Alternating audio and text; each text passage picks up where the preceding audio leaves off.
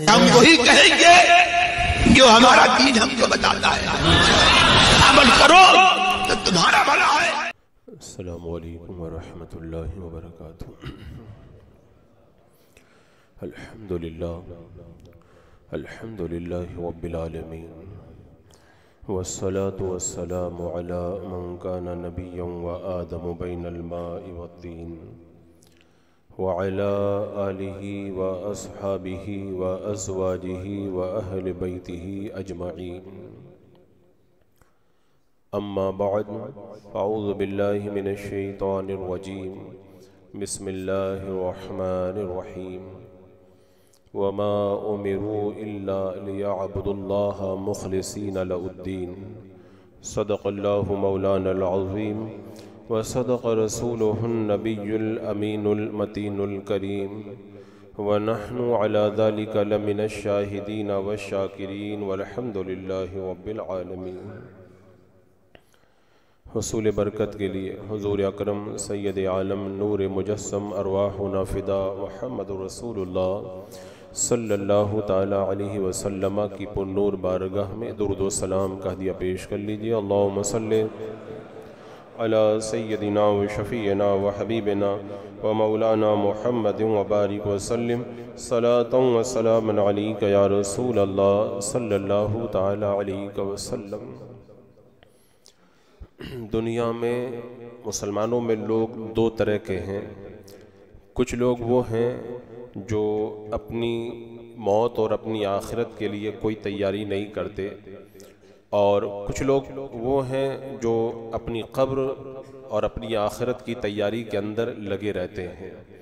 पिछले जुमा में मैंने उन लोगों के हवाले से कुछ बातें आपके गोश गुजार की थी जो अपनी कब्र को भूल चुके हैं और अपनी मौत को फरामोश कर चुके हैं, अपनी आखिरत को बिल्कुल भूल चुके हैं। तो उन्हें अपनी कब्र और आखिरत के लिए क्या तैयारी करना चाहिए, इस हवाले से पिछले जुमा के अंदर मैंने मुकम्मल गुफ्तगू की थी कि उन लोगों को ये चाहिए कि एंजॉय करने के बजाय, ऐशो इशरत में पड़ने के बजाय अपनी ऐश भरी ज़िंदगी से निकल करके आखिरत की तैयारी में लग जाएं। इसलिए कि ज़िंदगी ये ज़िंदगी नहीं है, ज़िंदगी मौत के बाद की ज़िंदगी है। घर ये घर नहीं है, घर वो घर है जो आखिरत का पहला घर जिसे कब्र कहा गया है। क्योंकि इंसान सारी ज़िंदगी सेट होने के चक्कर में रहता है कि मैं अच्छी तरह सेटिंग हो जाऊं, दौड़ भाग करता है, बहुत कुछ कोशिशें सर्फ करता है, लेकिन सारी ज़िंदगी वो सेटिंग नहीं कर पाता, सेट नहीं हो पाता। लेकिन जब इंतकाल हो जाता है, उसे कब्र में रख दिया जाता है, कफन पहना करके जब लिटा देते हैं, तख्ता रखने की बारी आती है, तब कहते हैं अब जा कर के ये पूरी तरह सेट हुआ है। तो ये आखिरत की जो ज़िंदगी को भूल चुके हैं उनके हवाले से मैंने पिछले जुमा के अंदर मुकम्मल तकरीर की थी। आज की इस महफिल के अंदर मैं उन लोगों को मुतवज्जे करना चाहूँगा जो अपनी तैयारी में तो लगे हुए हैं, कब्र की भी तैयारी कर रहे हैं, आखिरत की भी तैयारी कर रहे हैं, जन्नत में जाने वाले आमाल भी कर रहे हैं, लेकिन उसके बावजूद भी वो खसारे के अंदर पड़े हुए हैं। आज की महफिल में उन लोगों का जिक्र किया जाएगा। हजरात मुकर्रम, जो लोग अपनी आखिरत की तैयारी के अंदर लगे हुए हैं, तो उनको ये नहीं समझना चाहिए कि चलो हम तो नमाज भी पढ़ रहे हैं, हम तो रोज़ा भी रख रहे हैं, हम तो हज और उम्रा भी कर लिए, सदका भी कर रहे हैं, दीनी काम भी कर रहे हैं, दीनी कामों में हिस्सा भी ले रहे हैं, तो हम तो तैयारी में लगे हुए हैं। तो पिछले जुमा की तकरीर सुनने के बाद हो सकता है कुछ लोगों के जहन के अंदर ये ख्याल आया हो कि ये तो उन लोगों के लिए है जो तैयारी नहीं कर रहे हैं। तो आज मैं बताता हूँ जो तैयारी कर रहे हैं उन्हें भी फिक्र करना चाहिए। अब आप कहेंगे जो आखिरत की तैयारी में लगे हुए उनको फिक्र करने की क्या ज़रूरत है, तो मैं बताता हूँ उनको फिक्र करने की क्या ज़रूरत है। हज़रत अबू तालिब मक्की रहमतुल्लाहि तआला अलैह अपनी किताब क़ूतुल क़ुलूब के अंदर फरमाते हैं कि आखिरत के अंदर जो बंदों का हिसाब होगा, उस हिसाब के अंदर किस तरह हिसाब लिया जाएगा। इंसान की ज़िंदगी को सालों में तकसीम किया जाएगा और सालों को महीनों में तकसीम किया जाएगा और महीनों महीनों को फिर घंटों में तकसीम किया जाएगा और घंटों को सांसों में बांटा जाएगा और फिर हर हर सांस के बारे में जो हिसाब होगा वो हिसाब क्या होगा, फरमाया गया कि 3 सवालात किए जाएंगे। पहला सवाल ये किया जाएगा कि तूने ये काम क्यों किया, दूसरा सवाल ये किया जाएगा तूने ये काम कैसे किया, तीसरा सवाल ये किया जाएगा कि ये काम तूने किसके लिए किया। ये काम तूने किसके लिए किया, आपने नमाज पढ़ी है किसके लिए पढ़ी है, रोज़ा रखा है किसके लिए रोज़ा रखा है, आपने सदका किया है और जितने भी जो नेक काम आपने किए किसके लिए किए हैं, आपका मतबई नज़र क्या था, आपकी तवज्जो किधर थी। ये बड़ा अहम सवाल होगा जो क़यामत के मैदान के अंदर बंदों से पूछा जाएगा। तो जो आखिरत की तैयारी में लगे हुए हैं उन्हें ये नहीं समझना चाहिए कि हम तो तैयारी कर रहे हैं। आप तैयारी कर रहे हैं लेकिन वहाँ के सवालात बड़े सख्त हैं और इस हवाले से एक हदीस पाक में सुनाया करता हूँ, तैयारी वालों की आंखें खोल देने के लिए, जो आखिरत की तैयारी कर रहे हैं उनकी आंखें खोल देने के लिए ये हदीस पाक बड़ी अहम है।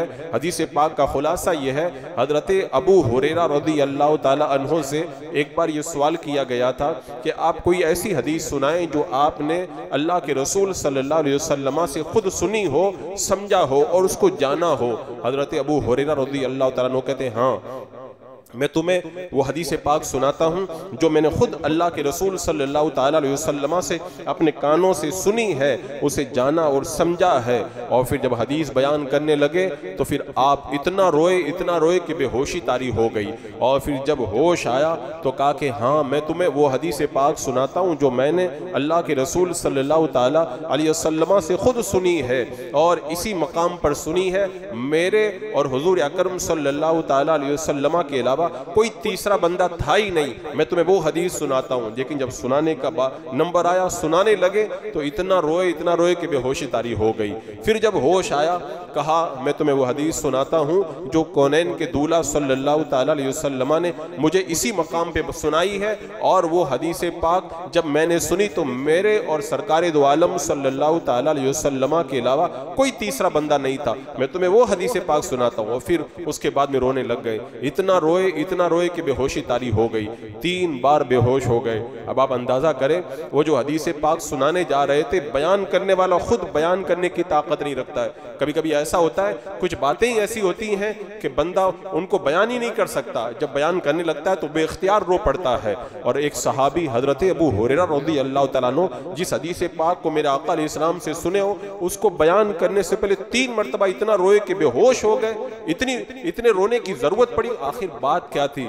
क्योंकि वो आने वाली जो हदीस पाक है वो थी ऐसी, जो मौत की तैयारी नहीं कर रहे हैं उन्हें तो परवाह नहीं, लेकिन जो तैयारी कर रहे हैं उनके होश उड़ा देने वाली हदीस पाक है। फिर उसके बाद में तीसरी मरतबा हजरत अबू हुरैरा रज़ी अल्लाह तआला अन्हु को जब होश आया तो आपने कहा मैंने कौनैन के दूल्हा सल्लल्लाहु ताला अलैहि वसल्लम से ये हदीस पाक इसी मकाम पर सुनी है, मेरे और मेरे आका अलैहिस्सलाम के अलावा कोई नहीं था।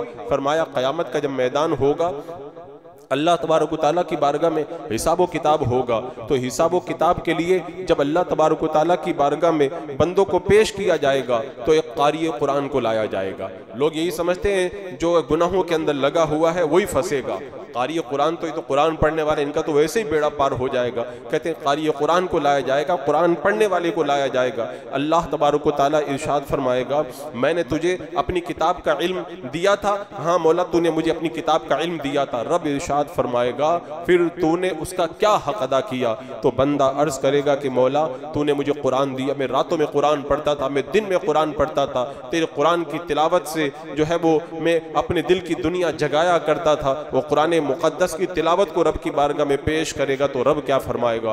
रब इरशाद फरमाएगा कि तूने जो कुरान पढ़ा है इसलिए पढ़ा है ताकि लोग तुझे कारी कुरान कहें, अच्छी तिलावत की तेरी तारीफ करें।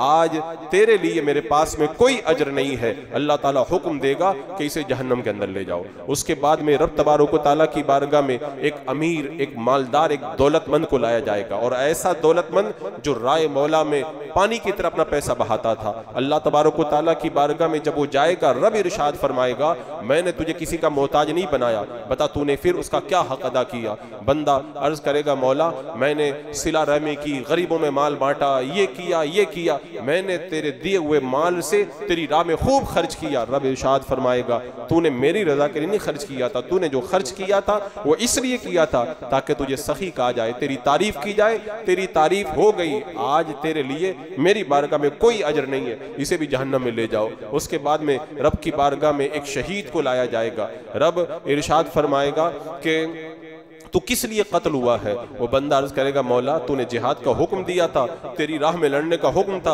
मैंने तेरी राह में अपनी जान को भी कुर्बान कर दिया। रब फरमाएगा तूने मेरी रजा के लिए नहीं किया, तूने जो ये काम किया इसलिए किया है ताकि लोग तुझे बहादुर कहें, तेरी जुर्रत की तारीफ करें, तुझे शहीद कहें। लोगों ने तेरी तारीफ कर दी, आज तेरे लिए मेरी बारगाह में कोई अजर नहीं है। हजरत अबू हुरैरा रज़ी अल्लाह तआला अन्हु ने फिर जो जुमला कहा है ना वो होश उड़ा देने वाला। कहते हैं कौनैन के दूल्हा सल्लल्लाहु तआला अलैहि वसल्लम ने फरमाया जो जहन्नम की आग को धोकाया जाएगा, जहन्नम की आग को जो भड़काया जाएगा, सबसे पहले इन्हीं 3 लोगों के लिए भड़काया जाएगा। यानी अल्लाह की राह के अंदर शहीद होने वाला, और अल्लाह की राह में शहीद होने के अलावा कुरान मुक़द्दस की तिलावत करने वाला, और एक वो बंदा जो अल्लाह की राह में अपने माल को खर्च करता है। लोग कहते हैं ये तो बड़े नेक काम में लगे हुए, लेकिन इन नेकों के लिए भी आखिरत के मामलात कितने सख्त हैं इस हदीस पाक से अंदाजा लगाएं। हजरत अमीर मुआविया रज़ी अल्लाह तआला अन्हु के सामने जब ये हदीस पाक बयान की गई ना तो वो भी इतना रोए कि बेहोश हो गए। जो सहाबी बयान कर रहे हैं वो रोते रोते बेहोश हो जाते हैं, जो सहाबी सुन रहे हैं वो रोते रोते बेहोश हो जाते हैं। लेकिन आज कोई बेहोश नहीं होता, बल्कि कोई सुनने के लिए भी तैयार नहीं है। ये हमारी कैफियत और ये हमारी हालत और ये हमारी पोजीशन बन चुकी है। तो फिर बताएं अल्लाह तबारक व तआला की रहमतें हमारे ऊपर किस तरह नाजिल होंगी। हजरात मुकर्रम आखिरत के मामलात बड़े सख्त हैं। जो लोग तैयारी में लगे हुए हैं उनकी मैं तवज्जो चाहता हूँ। मेरा रब कुरान मुक़द्दस में इरशाद फरमाता वमा उमिरू इल्ला लियअब्दुल्लाह मुखलिसीन लहुद्दीन। इस आयत करीमा में रब ने क्या फरमाया कि उनको यही हुक्म दिया गया है कि वो अल्लाह की इबादत करें निरे उसी के होकर, यानी अल्लाह तबारक व तआला की इबादत में शिरकत नहीं होना चाहिए। जब कोई काम खालिस अल्लाह की रजा के लिए किया जाता है तो वो अल्लाह को कबूल होता है, लेकिन जिस काम के अंदर किसी और को भी पार्टनर बना लिया जाए, किसी और को भी खुश किया जाए, तो काम फिर खालिस नहीं रहता है। फिर वो चाहे बंदा नमाज पढ़े, चाहे रोज़ा रखे, चाहे तिलावत करे, चाहे सदका करे, चाहे नेकी की दावत दे, कुछ भी करे, अल्लाह तबारक व तआला ऐसे कामों को अपनी बारगाह के अंदर शरफ़ कबूल नहीं अता फरमाता है। और कौनैन के दूल्हा सल्लल्लाहु अलैहि वसल्लम से एक दिन पूछा गया था या रसूल अल्लाह ये इखलास होता क्या है? खालिस एकदम प्योर चीज़, यानी जो अल्लाह की बारगाह के अंदर पेश करने के लायक हो, ये इखलास क्या होता है? मेरे आका अलैहिस्सलाम ने फरमाया तुम कहो रब्बी अल्लाह, कहो अल्लाह मेरा रब है, सुम मस्तकिम, फिर उस पर डट जाओ। यानी ये मत देखो कि कौन क्या कह रहा है, कौन तारीफ कर रहा है कि मुजम्मत कर रहा है, सिर्फ अल्लाह की रजा के लिए काम करो। हजरत फौज़ैल बिन अयाज़ रज़ी अल्लाह तआला अन्हु ने जब वो कुरान मुक़द्दस की आयत करीमा पढ़ी अल्लज़ी खलक़ल मौत वल हयात लियब्लुवकुम अय्युकुम अहसनु अमला, अल्लाह ने क्या किया? मौत और जिंदगी को पैदा किया। क्यों पैदा किया? लियब्लुवकुम, ताकि जांच हो, आजमाइश हो, अय्युकुम अहसनु अमला, किसका अमल अच्छा है। तो इस आयत करीमा में जो फरमाया गया किसका अमल अच्छा है, तो लोग तो यही समझते हैं कौन नमाज पढ़ रहा है, नमाज अच्छा अमल है, कौन तिलावत कर रहा है, तिलावत अच्छा अमल है, कौन हज और उम्रा कर रहा है, ये अच्छा अमल है, कौन सदका कर रहा है, ये अच्छा अमल है। लेकिन सुनो, हजरत फौज़ैल बिन अयाज़ कहते हैं अच्छा अमल क्या है? फरमाते हैं दो चीज़ें हों तो वो अच्छा अमल है। एक तो वो अमल खालिस हो और दूसरा वो अमल दुरुस्त हो। लोगों ने पूछा हुजूर ये खालिस और दुरुस्त का क्या मतलब है? हजरत फौज़ैल बिन अयाज़ रज़ी अल्लाह तआला अन्हु ने फरमाया कि दुरुस्त का मतलब ये है कि वो काम रसूलुल्लाह सल्लल्लाहु अलैहि वसल्लम की सुन्नत के मुताबिक हो। आप नमाज पढ़ रहे हैं, गलत तरीके से पढ़ रहे हैं, हदीस पाक में जो तरीका बताया गया उसके खिलाफ पढ़ रहे हैं, तो ये काम दुरुस्त नहीं होगा। आप रोज़ा रख रहे हैं लेकिन सुन्नत के खिलाफ रख रहे हैं, आप अगर हज और उम्रा अदा कर रहे हैं आप सुन्नत के खिलाफ कर रहे हैं, तो ये काम दुरुस्त नहीं है, अल्लाह को ये भी कबूल नहीं है, ये अच्छा अमल नहीं है। और इसी तरह कोई अमल दुरुस्त तो है, सुन्नत के मुताबिक तो है, लेकिन खालिस नहीं है, अल्लाह की रजा के लिए नहीं है, तो चाहे कितना भी सही हो अल्लाह तबारक व तआला उसे भी कबूल नहीं फरमाता। उसके बाद में हजरत फौज़ैल बिन अयाज़ कहते हैं रब तबारक व तआला जो कुरान मुक़द्दस में इरशाद फरमाता है कि फलयअमल अमलन सालिहा, अच्छा काम करो, वला युशरिक बिइबादति रब्बी अहद, अल्लाह की इबादत में किसी को शरीक मत करो। यानी अच्छे काम का मतलब यही है काम करो तो सही करो और काम करो तो खालिस करो, अल्लाह की रजा के लिए करो और सुन्नत मुस्तफ़ा के मुताबिक करो। तो जो आखिरत की तैयारी में लगे हुए हैं उन्हें अपनी इबादतों में इन दो पॉइंट को निगाह के अंदर रखना चाहिए। हम जो काम कर रहे हैं वो सही है कि नहीं है। दूसरी चीज ये देखें, हम जो काम कर रहे हैं वो अल्लाह की रजा के लिए या किसी और गरज की वजह से है। अगर ये 2 पॉइंट अगर निगाह के अंदर रखो आप, तो आखिरत की तैयारी में आप कामयाब हो पाएंगे। अगर इन दोनों नुक्तों को आपने भुला दिया तो जिंदगी भर मेहनत करेंगे लेकिन सारी मेहनत ज़ाय होकर के रह जाएगी और आखिरत के अंदर आपको सब नहीं मिल पाएगा जिसकी आप मुतमन्नी है।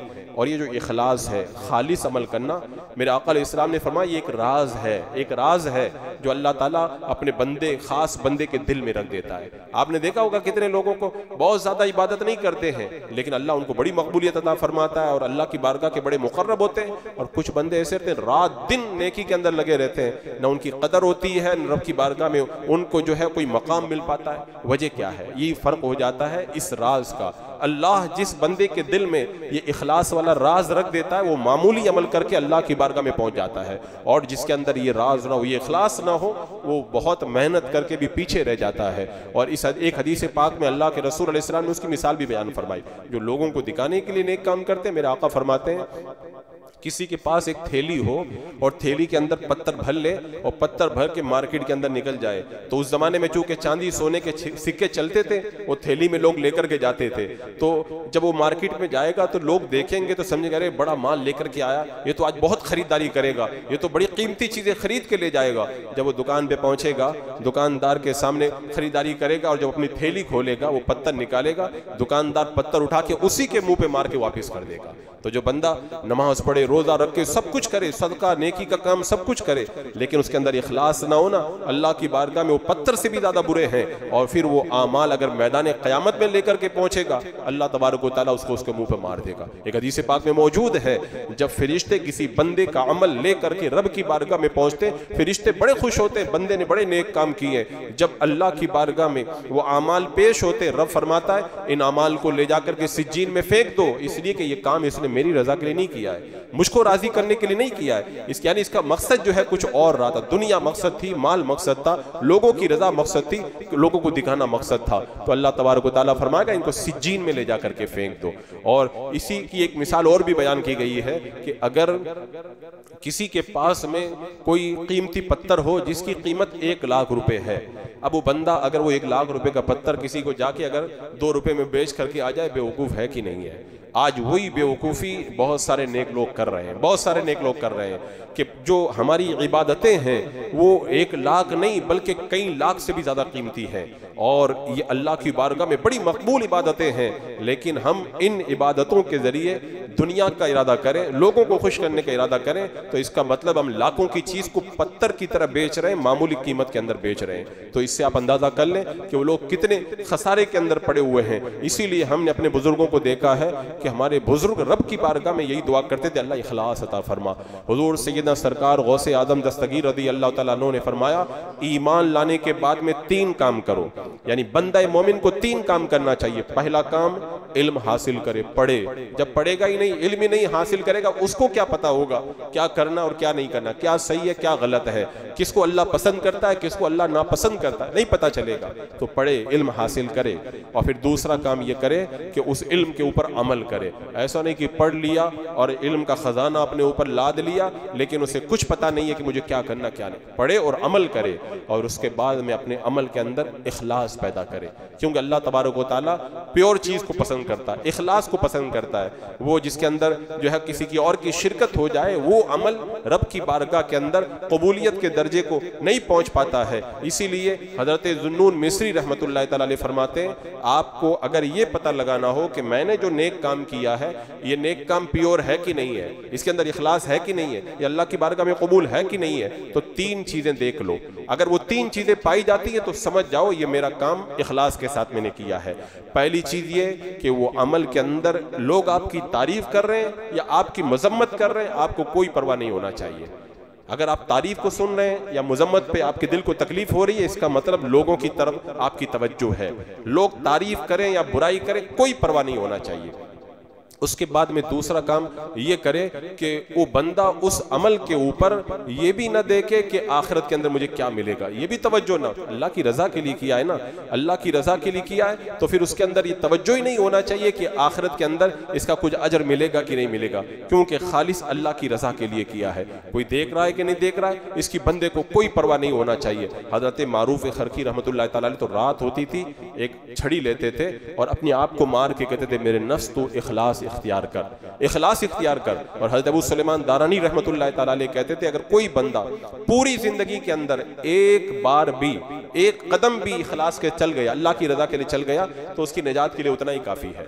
यानी एक बार भी अल्लाह को राजी करने के लिए नेक काम कर लिया ना, इंशाल्लाह उसकी निजात हो। लेकिन हमारे अमाल का जो मामला है उसमें आप गौर करें, सारी जिंदगी गुजर जाती है लेकिन वो प्योरिटी हमारे अमाल के अंदर नहीं पैदा हो पाती है, इसीलिए आज हम पीछे रह जाते हैं और जो मकाम और रुतबा हमको मिलना चाहिए वो नहीं मिल पाता है। मेरे आका अलैहिस्सलाम ने फरमाया था अल्लाह तबारक व तआला तुम्हारे आमाल को और तुम्हारे अमवाल को नहीं देखता है, अल्लाह तबारक व तआला तुम्हारी नीयतों को और तुम्हारी नीयतों को और तुम्हारी जो इखलास है उसको अल्लाह तबारक व तआला देखता है। तुम्हारे आमाल के अंदर जो इखलास है अल्लाह तबारक व तआला वो देखता है। आज हमारे कामों में इखलास नहीं, इसलिए उसकी बरकतें आज हमें पूरे तौर पर नजर नहीं आती हैं। वो हदीस पाक इन्नमल अमालु बिन्नियात, आमाल का दारो मदार नीयत पर है। लोग बहुत सुनते हैं और सुन करके उसको गुजर जाते हैं, लोगों को पता नहीं हदीस पाक कितनी अहम है।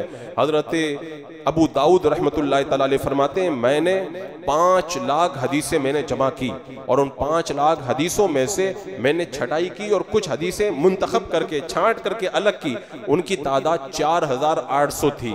फिर 4800 में से मैंने कुछ और हदीसों को छाटा जो सारी हदीसों का खुलासा हो।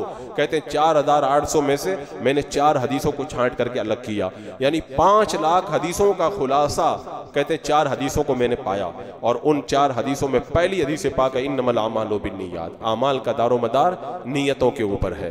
कहते हैं कि बंदा अगर इन 4 हदीसों पे अमल कर ले तो उसके दीन के लिए 4 हदीसें काफी हैं और कुछ उसको करने की जरूरत भी नहीं पड़ेगी, उसकी निजात के लिए वही काफी हो जाएंगी। और आप देखें कितनी रिवायतों से पता चलता है कि यह हदीस कितनी अहम है।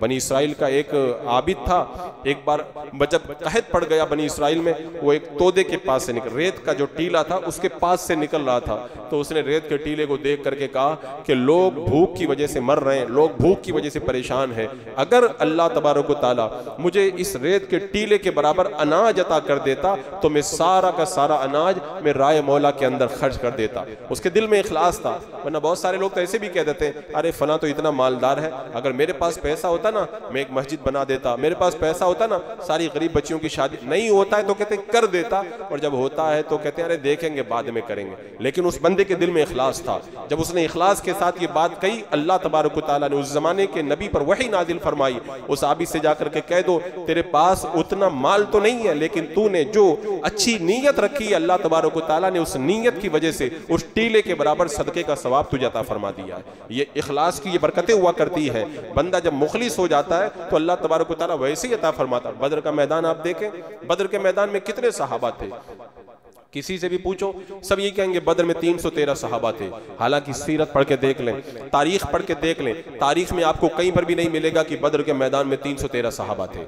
सब यही समझते हैं कि बदर के मैदान में 313 सहाबा थे। बदर के मैदान में सिर्फ 305 सहाबा ने शिरकत की है। ये 8 सहाबा बदर में थे नहीं, लेकिन जब बदरी सहाबा का नाम पढ़ा जाता है 313 का पढ़ा जाता है। बदरी सहाबा का जिक्र होता है 313 का जिक्र होता है। जब बदरी सहाबा के नाम की फातिहा लगाई जाती है 313 सहाबा का नाम लिया जाता है। जब तकरीर की जाती है तो 313 बदरी सहाबा का जिक्र किया जाता है। थे बदर में 305 या 8 क्यों जोड़े जाते हैं? उसकी वजह यही है बदर के मैदान के अंदर जाने वाले सहाबा 313 थे, लेकिन गए 305 थे। उनमें से कुछ को मेरे आका अलैहिस्सलाम ने रोक दिया मदीने में, कुछ को काम से भेज दिया, तो थे नहीं लेकिन दिल में इखलास था, नीयत थी कि मुझे भी बदर में जाना है। अल्लाह तबारक व तआला ने उनके इखलास की वजह से बदर में गए बगैर उन्हें बदर का सवाब अता फरमा दिया। ये इखलास की बरकत होती है। जब ग़ज़वा तबूक के लिए मेरे आका सल्लल्लाहु अलैहि वसल्लम निकले तो रास्ते में अल्लाह के रसूल अलैहिस्सलाम ने इरशाद फरमाया कि हदीस पाक का मफहूम है, तुम जो वादी तय कर रहे हो, तुम जो खर्च कर रहे हो, तुम जहां से गुजर रहे हो, मदीने में कुछ ऐसे भी लोग हैं वो तुम्हारे साथ में है।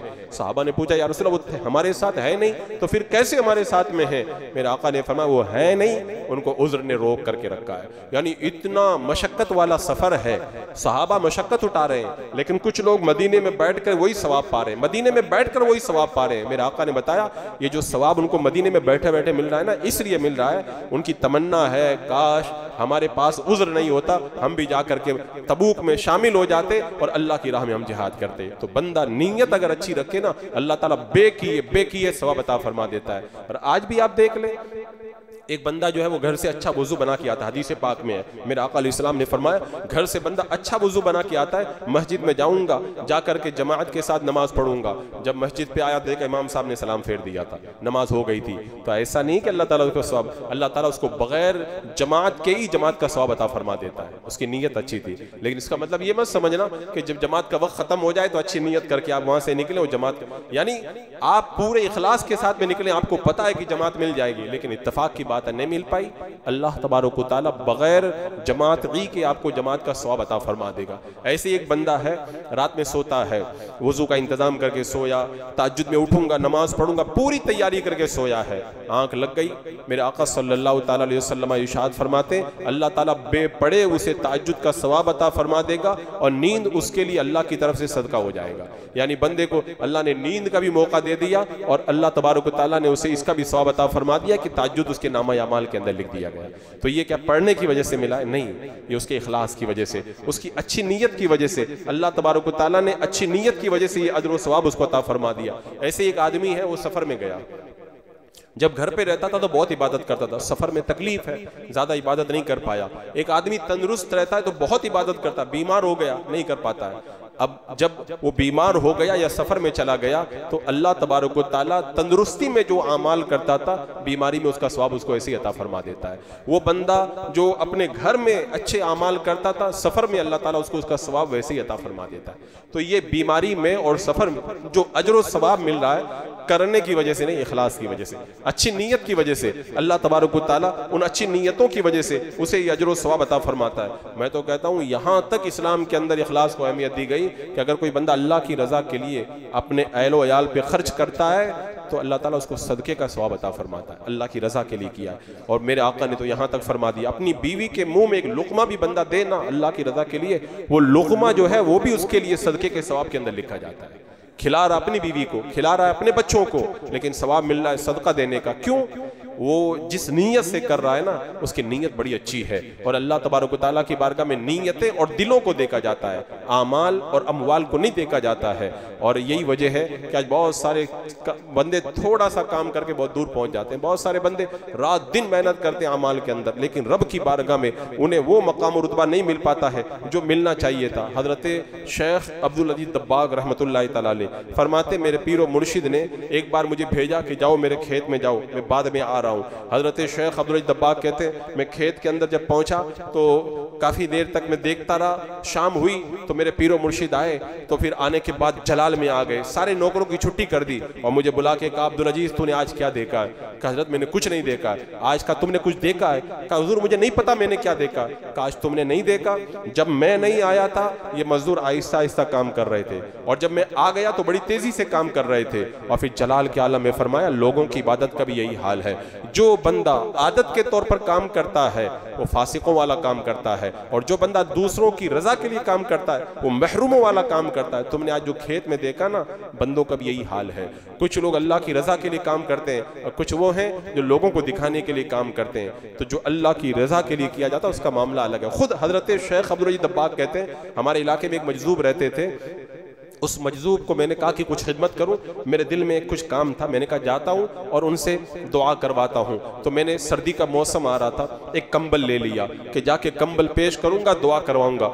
जब मैं कंबल लेकर के मजजूब की बारगाह में गया, अल्लाह वालों की नजरें बड़ी तेज होती हैं, वो सब देखते हैं, दिल के अंदर और दिल के पार भी सब देख लेते हैं। कहा मुझे नहीं चाहिए कंबल। कहा हुजूर मैं लाया हूं आपके। बोले नहीं तुम मेरे लिए नहीं लाए हो। कहा हुजूर मैं आपके लिए लेके आया हूं।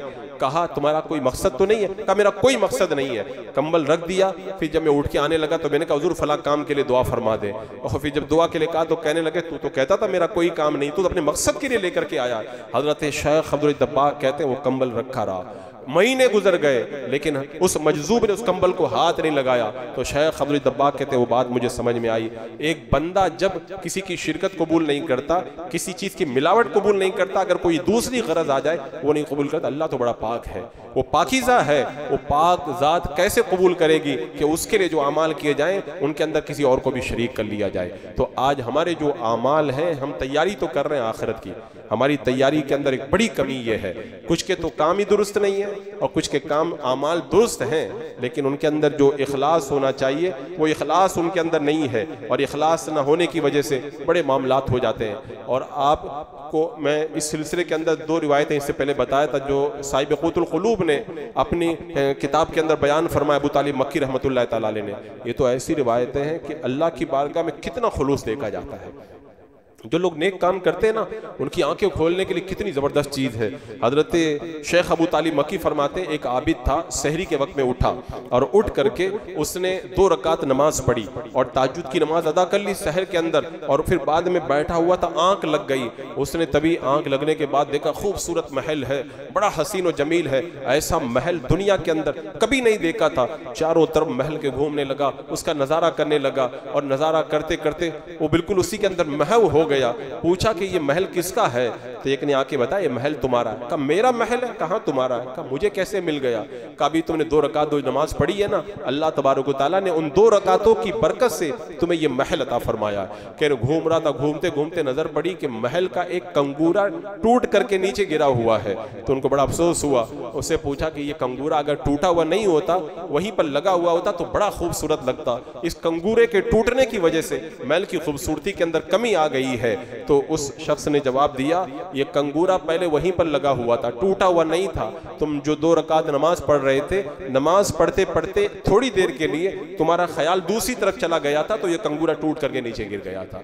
यानी हमारी आमाल में अगर जरा बराबर भी अगर कमी हो जाए ना, अगर हमारा ख्याल भी भटक जाए तो उसका कितना बड़ा नुकसान होता है। हजरत राबिया बसरिया रज़ियल्लाहु ताला अन्हा कितने पाए की वलियां सहरी के अंदर उठी हैं, तस्बीह पढ़ रही हैं, तस्बीहात पढ़ रही हैं, काफी देर तक तस्बीहात पढ़ती रही। तस्बीहात पढ़ते पढ़ते आंख लग गई, और आंख लगी तो देखा कि जन्नत के बागात में घूम रही हैं, बड़ा खूबसूरत बाग है। और उस दरख्त के अंदर उन्होंने जब नजर उठा करके देखा तो ऐसा दरख्त अपनी जिंदगी में कभी नहीं देखा था। उसके जो फल थे वो चमक रहे थे, तारों की तरह चमक रहे थे, रंग बिरंगे, कोई सुर्ख है, कोई जर्द है, कोई सफेद है।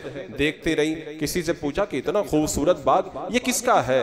तो जवाब देने वाले ने कहा कि राबिया ये तुम्हारा ही है। कहा इतना खूबसूरत बाग अल्लाह ने मुझे अता किया है? कहा अभी तुम सहरी में जो तस्बीह पढ़ रही थी, उन तस्बीहात की बरकत से अल्लाह ने तुझे ये बाग दिया है। अच्छा, तो हजरत राबिया बसरिया ने कहा मैं अपने बाग की सैर करती हूँ। जब सैर करने लगी तो देखा एक जगह सुनहरी कलर के, गोल्डन कलर के कुछ फल थे, वो टूट करके नीचे गिरे हुए हैं। उससे पूछा कि ये अगर ये नहीं टूटे होते, ये सुनहरी फल और वहीं लगे रहते, तो ये बाग और ज्यादा खूबसूरत लगता, ये क्यों टूट गए? तो कहा ये टूटे हुए नहीं थे राबिया, ये पहले वहीं पे लगे हुए थे। अभी तुम जब तस्बीह पढ़ रही थी, तस्बीह पढ़ते पढ़ते तुम्हारे जहन में ख्याल आया था, मैंने आटा गूंद करके रखा था, वो आटा खमीर हुआ है कि नहीं हुआ है? ये तुम्हारा ख्याल भटका था, जिसकी वजह से ये दरख्त के अंदर से फल टूट करके गिर गए।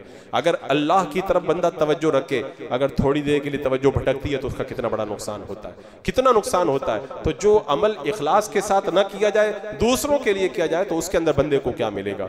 अल्लाह की रजा के लिए बंदा काम कर रहा है, थोड़ी कमी रह जाए, कंगूरा टूट के गिर जाए, फल नीचे आ जाए, तो जो बंदा इखलास के साथ काम ही नहीं करता है, उसकी तो पूरी की पूरी इमारत ही जमी बोस हो जाएगी, उसका तो पूरा महल ही जमी दोज हो जाएगा। हजरात मुकर्रम, जरूरत है जो तैयारी में लगे उनसे उनकी मैं तवज्जो चाहूंगा। जरूरत इस बात की है, आप तैयारी कर रहे हैं आखिरत की, तिलावत भी कर रहे हैं, नमाज भी पढ़ रहे हैं, आप हज उम्रा अदा कर रहे हैं, सदका कर रहे हैं, नेकी का काम कर रहे हैं, गरीबों की जो है वो मदद कर रहे हैं, मरीजों की इयादत कर रहे हैं, जनाजों में शिरकत कर रहे हैं, ये जितने नेक काम हैं, ये न समझे कि हम लोग पूरी तैयारी में लगे हैं। तैयारी उसी वक्त सही होगी जब आपके काम दुरुस्त भी हों, और दुरुस्त होने के साथ में उनके अंदर अल्लाह की रजा के लिए वो काम किया जाए, इखलास भी उन कामों के अंदर शामिल हो, वरना तो फिर वही होगा। हजरत अता सुलमी रहमतुल्लाह तआला अलैह ये कपड़ा बुना करते थे। एक बार इन्होंने बड़ा खूब खूबसूरत कपड़ा बुना और बड़ा मजबूत कपड़ा बुना।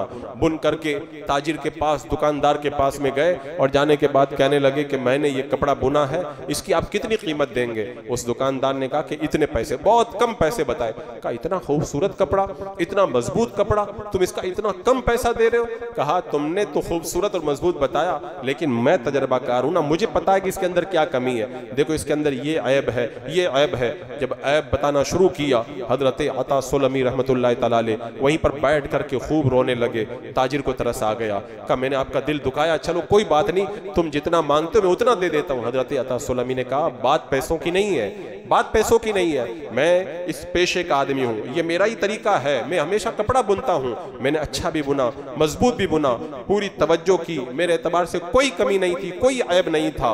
लेकिन जब एक माहिर के सामने मेरा कपड़ा लाया गया, माहिर ने पहली नजर में देख करके बता दिया कितनी कमियां हैं। तुमने जब कमियां बताई ना, तो मैं इसलिए रो रहा हूं कि हम जो आमाल करते हमको लगता है कि कोई कमी नहीं है। क़यामत के अंदर जब अल्लाह की बारगाह में आमाल पेश होंगे तो अल्लाह तबारक व तआला उन आमाल के अंदर जब कोताहियां बताएगा तो फिर हमारा क्या बनेगा, यही सोच करके मैं रोने लग गया हूँ। तो बंदा अगर समझे ना, ये उसको लगता है कि मैं बहुत कुछ कर रहा हूँ, अल्लाह की बारगाह में जब पेशी होगी तब पता चलेगा हम जो बहुत कुछ कर रहे हैं ना, ये कुछ भी नहीं है। क्योंकि अल्लाह तबारक व तआला की बारगाह में कैसे आमाल कबूल किए जाते हैं, ये बड़ा एक अहम मसला है। एक बुजुर्ग का बयान है, एक बार मैं अपने मकान के कमरे में बैठा हुआ था, सूरह ताहा पढ़ रहा था, ताहा मा अंज़लना अलैकल कुरान लितश्का, कुरान मुक़द्दस की तिलावत कर रहा था। और कुरान मुक़द्दस की तिलावत करते करते जब मेरी आंख लगी तो मैंने देखा आसमान से कोई उतरा है और उसके हाथ में कागज़ है। जितनी आयतें मैंने पढ़ी थी सब लिखी हुई हैं और हर आयत के नीचे वो नेकियां भी लिखी हुई हैं। जब वो नेकियों को मैं देखने लगा तो मैंने पूछा किसकी नेकियां हैं? कहा तुम अभी जो तिलावत कर रहे थे वही नेकियां तुम्हारे नामा अमाल के अंदर दर्ज की गई है। एक मकाम पर मैंने देखा कि खाली जगह छोड़ी थी, कोई नेकी नहीं थी। मैंने कहा मैंने तो इसकी भी तिलावत की थी, इसकी नेकी कहाँ गई? कहा हमने यहाँ पे नेकियां लिखी थी, लेकिन जब अल्लाह तबारक व तआला की बारगाह के अंदर हमने इसको पेश किया, रब ने फरमाया इस जगह से नेकियों को मिटा दिया जाए। तो पूछा कि क्यों मिटा दिया गया? कहा रब ने इरशाद फरमाया है कि जब ये कुरान मुक़द्दस की तिलावत कर रहा था, बार सड़क के ऊपर से एक आदमी गुजर रहा था, तो जब इस जगह पर ये तिलावत करते करते पहुंचा तो इसने बुलंद आवाज से इस आयत को पढ़ा ताकि बाहर जाने वाला सुन ले, यानी बार वाले को सुनाने के लिए, यानी दिल के अंदर कुछ रिया पैदा हुई उसके लिए पढ़ा। तो फिर जो दूसरों के लिए अमल किया जाता है अल्लाह उस पर सवाब नहीं देता है, लिहाजा यहाँ की नेकियों को मिटाने का हुक्म दे दिया गया है। अगर कोई एक कलमा दूसरों को सुनाने के लिए पढ़ दे, वो नेकी अगर फरिश्ते लिख दे तो अल्लाह ताला मिटा देता है।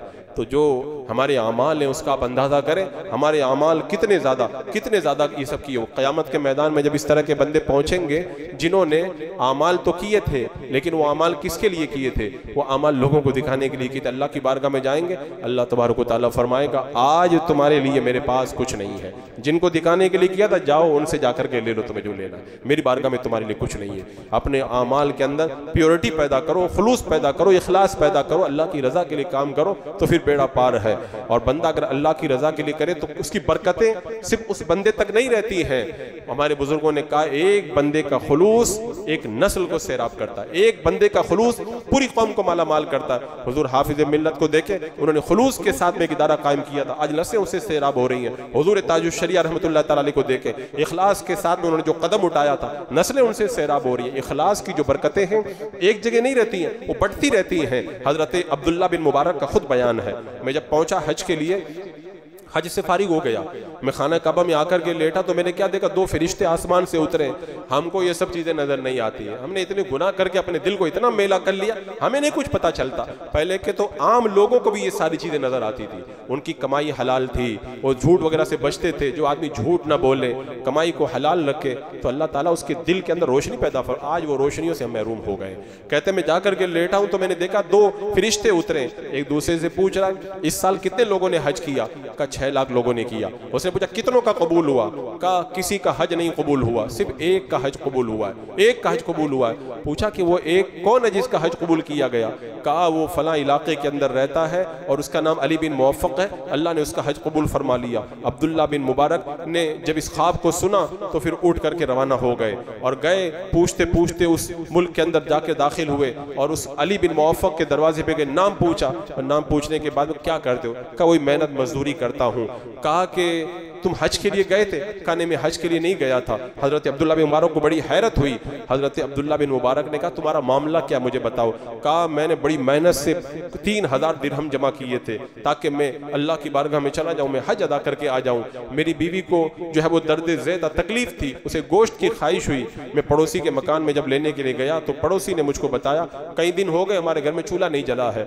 हजरत अली बिन मुअफ़्फ़क़ कहते हैं मैंने जितना पैसा था सब उठा करके ले जाके उस गरीब को दे दिया और हज का इरादा मुलतवी कर दिया। बस मेरा यही मामला है। अल्लाह अकबर। तो अब्दुल्ला बिन मुबारक कहते हैं कि मैंने पहले दिन ये ख्वाब देखा था कि अल्लाह ने सिर्फ एक का हज कबूल किया। दूसरे दिन जब मैं लेटा हुआ था बड़ा गमगीन था, इतने लोग आए, इतनी मेहनत की, किसी का हज कबूल नहीं हुआ। दूसरे दिन फिर वही फरिश्ते उतरे। कहा कितनों का हज कबूल हुआ? कहा एक का। लेकिन अल्लाह तबारक व तआला ने उस एक की वजह से 6 लाख लोगों का हज कबूल फरमा लिया। एक बंदे का इखलास था वो कबूल हुआ, और ऐसा कबूल हुआ अल्लाह ने सारे अरफात के हाजियों को अपनी बारगाह में कबूल फरमा लिया। तो खुलूस एक ऐसी नेमत और ऐसी दौलत है। जो लोग तैयारी नहीं कर रहे हैं आखिरत की, वो पिछले जुमा की तकरीर सुन के तैयारी में लगे, और जो लोग तैयारी कर रहे हैं वो अपने अमाल के अंदर प्योरिटी पैदा करने के लिए, इखलास पैदा करने के लिए मेरी इन बातों को अपने जहन में रखें। इंशाल्लाह यहाँ भी बेड़ा पार होगा, वहाँ पे भी बेड़ा पार होगा। वरना वहाँ के जो मामलात हैं आखिरत के वो बड़े संगीन मामलात हैं। बंदा जब उन राहों से गुजरता है तब उसे पता चलता है। अल्लाह रब्बे क़दीर हमें सही मानों में इखलास के साथ में अमाल सालिहा की तौफीक अता फरमाए।